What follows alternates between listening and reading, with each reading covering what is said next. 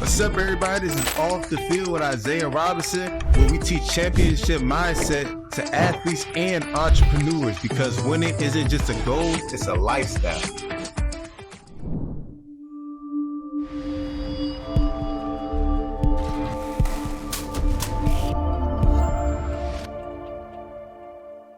So today we got the one and only Amoon, former Marines, and he's also a former financial agent.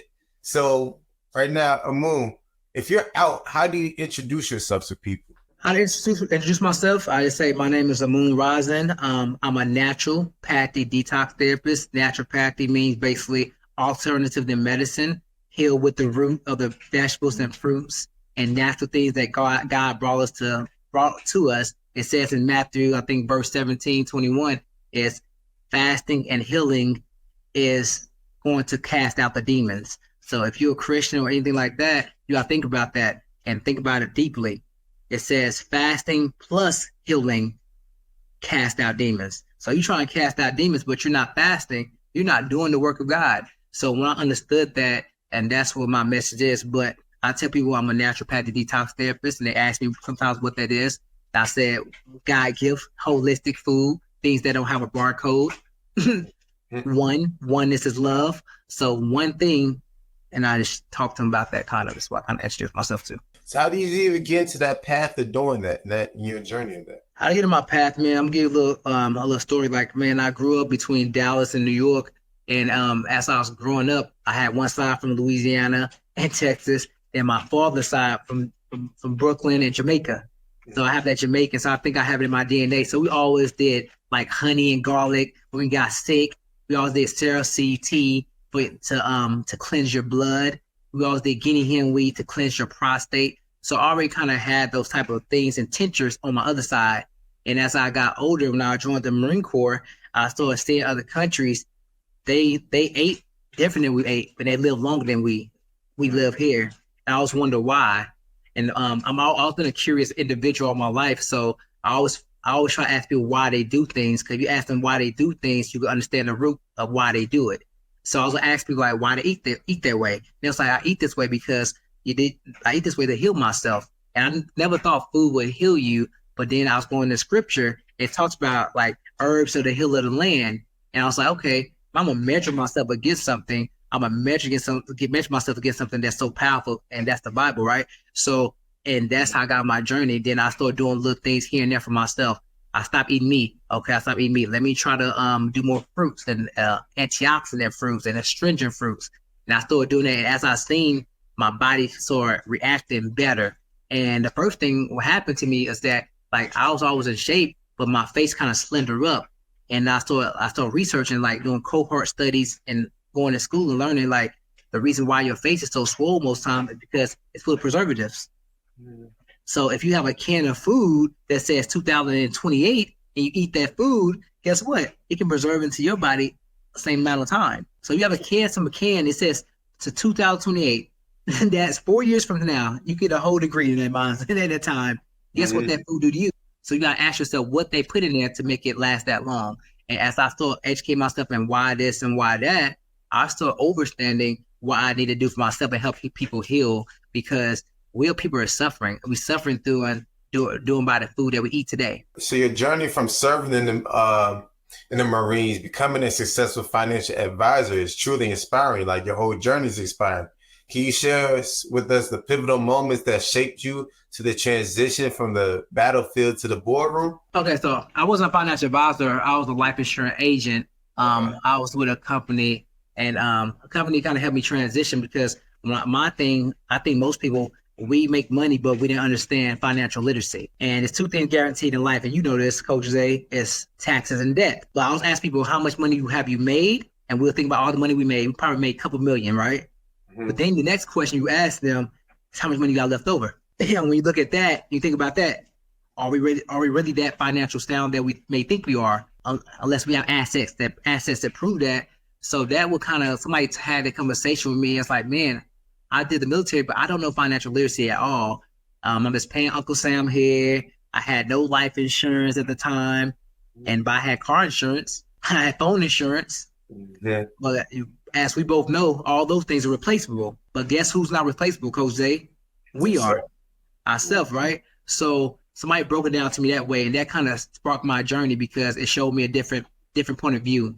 And life is about perspective. So my perspective had changed dramatically after that. So how has your military experience influenced your approach to becoming a life insurance agent and just the leadership qualities? It helped me. It helped me at that time with the life insurance agent type deal. It helped me with the discipline because discipline will get you started, but consistency will make you finish. So we have to have DNC to be successful with anything. A lot of times we have the discipline, but if you lack consistency, you're not going to get there.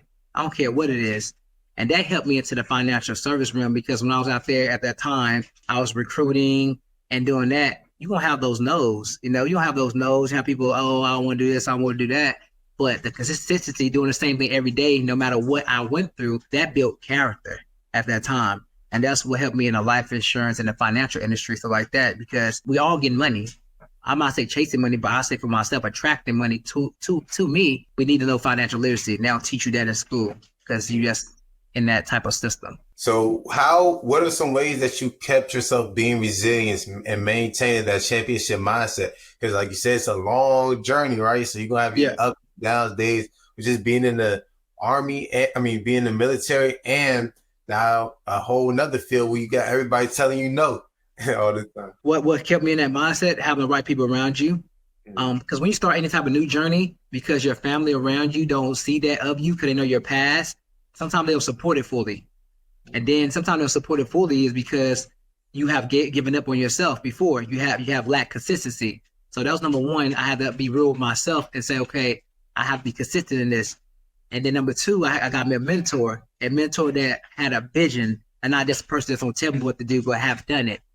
And number three, I had to start looking horizontally to myself. Iron sharpens iron. So I had to start talking to people that had a similar mindset as me, that we can spar by talking, just like me and you. We talk, right? So we can iron sharpen iron and get better. You know what I'm saying? And then the third thing will help me going is I want to mentor the people. See, I don't measure a man by the things he has.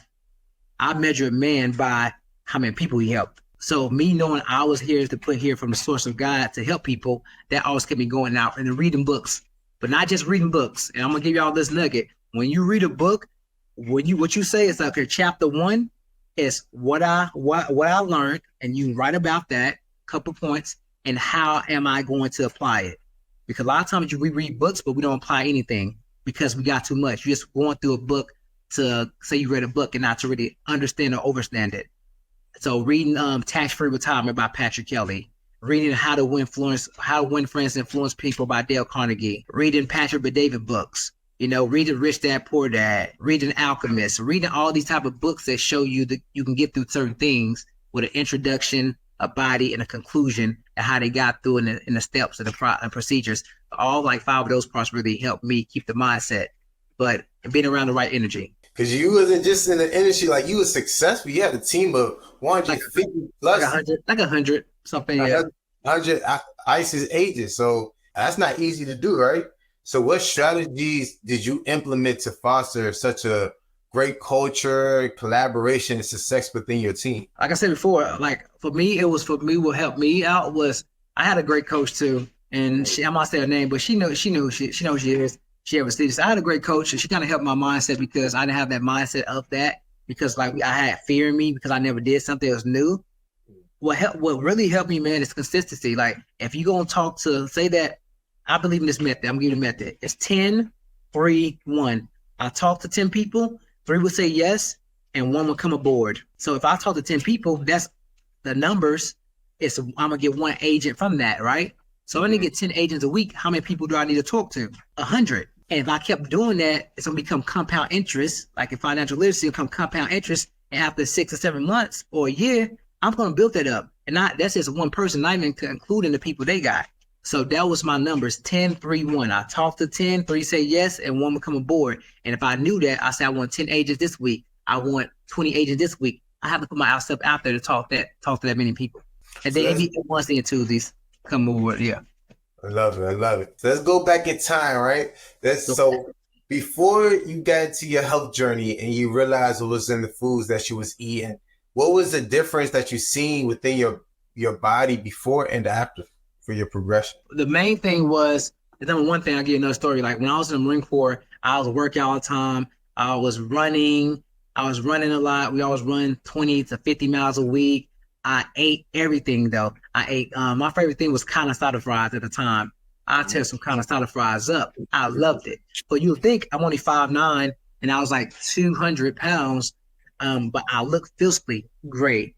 But then I went to a doctor one time and he was like, "Hey, you look good, but let me tell you something. Do you know what fatty liver disease is?" I was like, "No." He was like, "If whatever you keep doing, eating and drinking, this gonna happen to you. You have around like a quarter plus fatty tissue over your liver." And I'm thinking, you just think because you look nice, you think you're doing good, and internally that's not true. It's not true at all. So that scared me. I'm like, I'm eating, I'm working out, but it's my intake. And I tell people all the time, you got to become the Maserati. And what is that? You gonna put 93 premium gas in the Maserati. You're not gonna put 87 in the tank. Right. So if your body is the Maserati, you're gonna put the best fuel in that body and not treat it like a Buick. So that was my ideology on that. So that helped me out a lot. And that's how I pretty like started the journey of understanding I was eating. I love Doritos, I love nachos, I love fried chicken, I love pork chops at the time. I ate everything, macaroni and cheese, peach cobbler. I did the works, like I said before. So I have done it, and I felt lazier. I didn't have as much energy that I have today. I was always sleepy because my body was full of inflammation. So those are things I recognized when I was eating the food. When I started eating better, I still understand my energy was better. I didn't have to sleep as long as I needed to because my body was inflamed. I had better clarity. My mood was very just like serene. I just smelled better. You know what I'm saying? Because all the fruits and vegetables. I don't think, but I'm just saying I smelled better. And the acne on my face, I had a little bit of bumps here and there. It kind of died down. So I seen that. And that's what really helped me understand. And I seen my face slender. My body still was cut. But I just seen the preservatives leave my face because toxins only go where fat is. So you got a lot of fat. Not just external, you got visceral fat in your organs, around your organs, and that's what a lot of toxins are.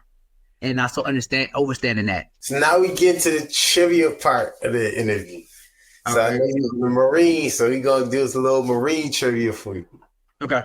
In the United States, which military rank has the acronym CWO with the number tacked on the end to denote their pay grade? Are highly skilled and commissioned by the president. CWO. Whew. It sounds like a commissioned warrant officer, but maybe I'm incorrect. You correct. Chief warrant officer. Chief warrant officer. It's a chief warrant officer. If one officer, one or two. Oh, if it's attack, yeah, that's chief warrant officer. I like those. I like them. A lot of times they come from enlisted. Oh yeah. What is the only branch of the U.S. military to share a name with a best-selling line of Nike sneakers? It might be a little trickle, but when you think about it, you go, "Oh man, I should have got that." I don't know, but I'm gonna guess. Let me think about a brand like sneakers. Army? Mm-hmm. Go one more. Air Force. Yep. Air Force One. Oh, okay. Air Force One. Okay, got you. Okay, I got you. I never thought of that. That's cool.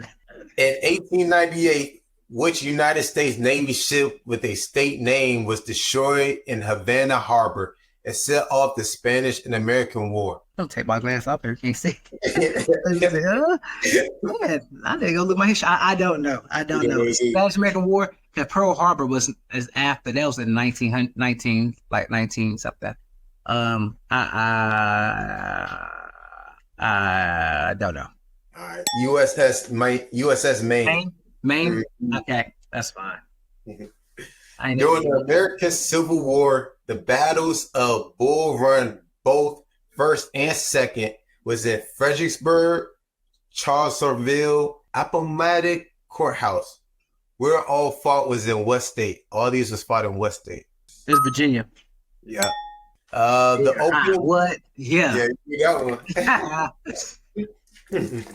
I know that one. The Opium Wars were primarily fought between the British Empire and what country? Opium Wars. Only place got opium is like this, Afghanistan. But like that. But I don't know that one. I said Afghanistan. You said I guess it's China. Opium. Oh, opium. Opium. They do. China. Yeah, they do too. Okay, that's a good one. Right there.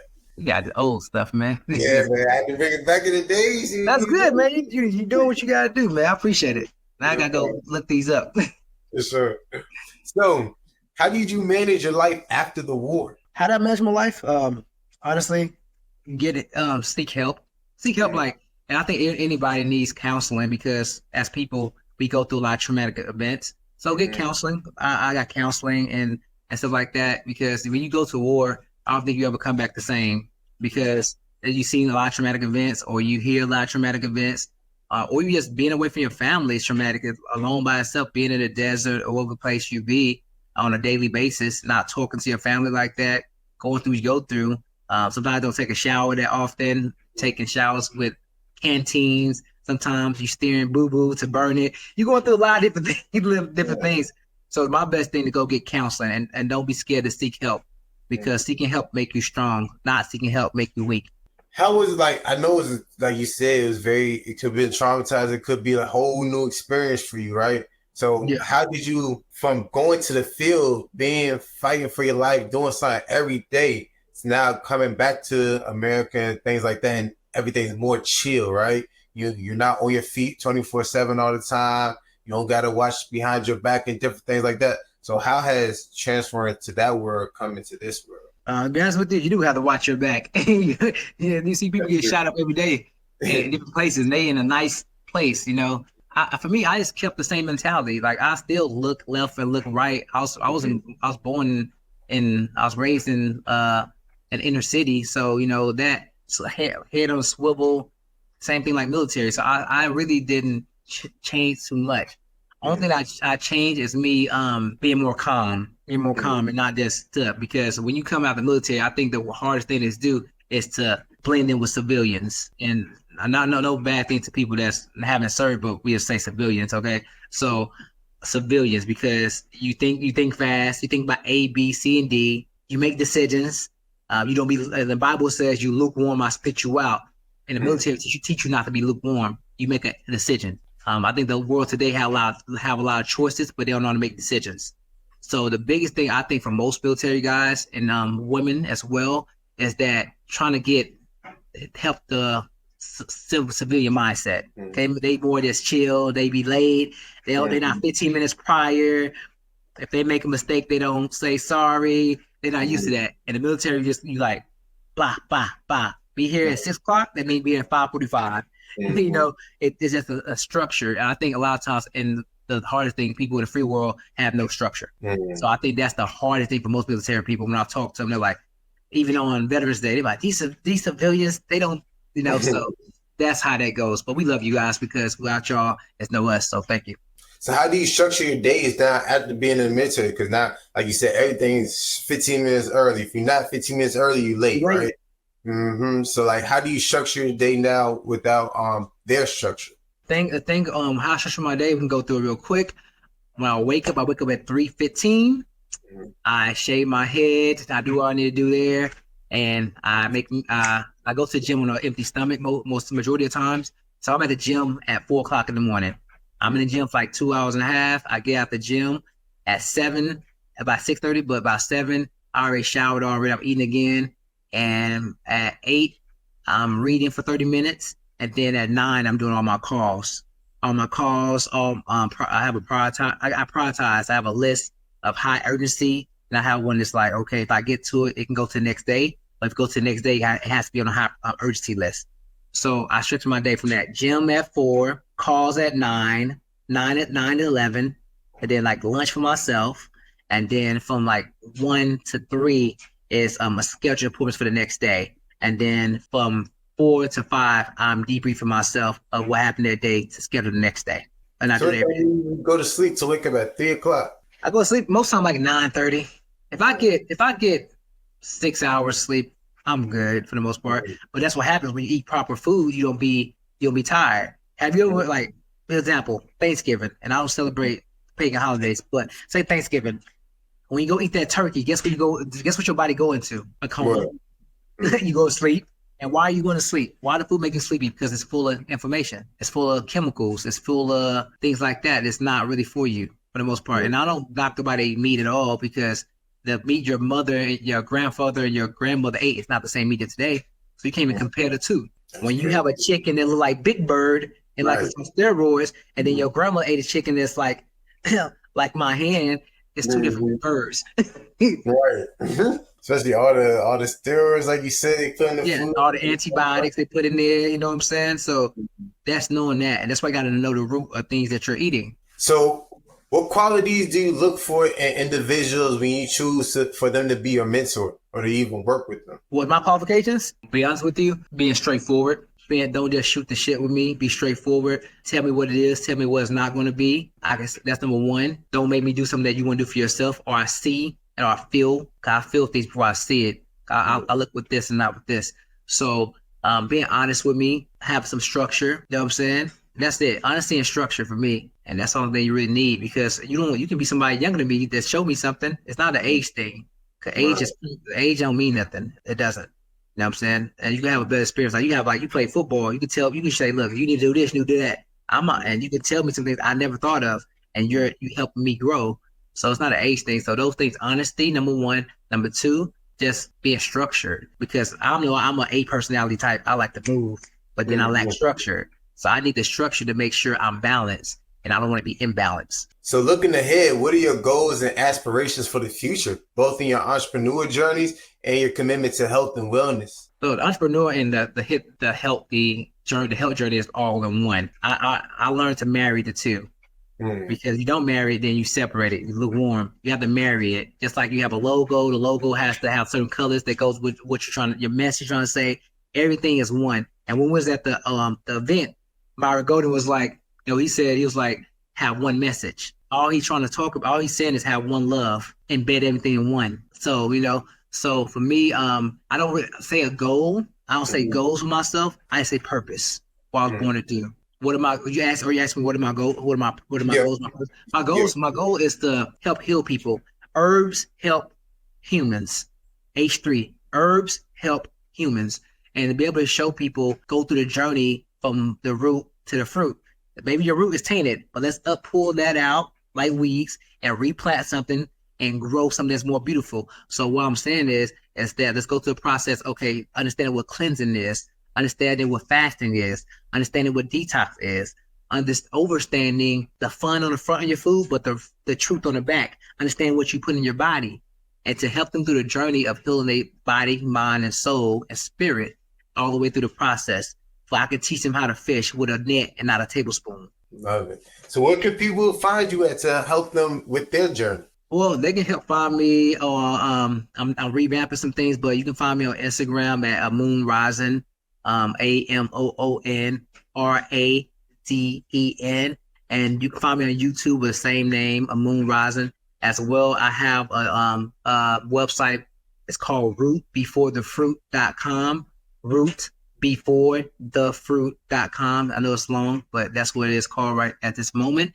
And they can find me on there. I'm on TikTok at Amoon Razen as well. You can find me on those platforms. Definitely going to put, and I'm going to put the link down below in the description for you guys, just to find and make it easier for y'all, so you don't have to do too much. Are you ready for this next segment? Yeah, I'm ready. All right, cool. This next segment is the hot seat question. All right, man, hot seat. Okay, go ahead. What's the craziest thing you did to impress a girl? Man, you got me out here. You got me these. I don't know. Hey, you ready beforehand. But it's fine. The first thing I ever did to impress a girl, I already do too much crazy. I don't think it's crazy. I like wrote my number in like in 10 pieces. I had 10 numbers, and I was like, "What we choose, you get $100." And she chose my number, and I gave $100, and then she had my number. That was it. That was a long time ago. I was like 19. Okay, ain't bad. A little smooth. She got good come up off and a number, huh? And then we went out to eat. But she's like, I got it and paid for it, but it was like $20. So I won. I got them. So it's cool. What is your go-to fit? If you have any go-to fits, like this fit gonna kill him all the time. What's gonna kill him all the time? Fit really for me is a fresh white t-shirt, some nice jeans, fitted jeans, and some nice sneakers. And if I'm wearing a bald head, I'm wearing nice frames. if I'm or a nice hat. That's it. You know what I'm saying? I feel like you don't have to be all designer, because the designer is your body. If you help heal it, take care of it, it'll make your clothes fit well, especially. So for me, a nice white crispy tee, fresh, white tee, crispy, no wrinkles, some nice jeans, and then some nice sneakers. Always nice sneakers, because people look from the bottom up most times. Yeah, for sure. Well, I appreciate you for coming on today, bro, and getting in the game. Anything you want to say to your fans and supporters out there? Oh, yeah, man, just help be out there for me. I'm gonna give you a message. Just help people and treat people like it was your last time you will speak to them. And what does that mean? Like when you talk to somebody, talk to them as if it was the last time you will ever speak to them. Because when you do that, you get more grace and love. And I said it because I have lost my mom recently, this past April, and I had a journey with her for 94 days before she passed of glioblastoma, brain cancer. And I got to talk to her the way I needed to talk to her and love on her and give her flowers while she's living. A lot of people don't get a flower. They don't give flowers while they're living because their ego. And ego stands for exit God out. We got to stop exiting God out and still help healing people. And whether you feed your person, your partner or friend, that means a lot, because you want to feed them the proper things to help them live and not pass. And speak love, speak truth, and speak light. Don't speak death. I'm out. Yes, sir. Yes, sir. I appreciate you for coming on today, bro.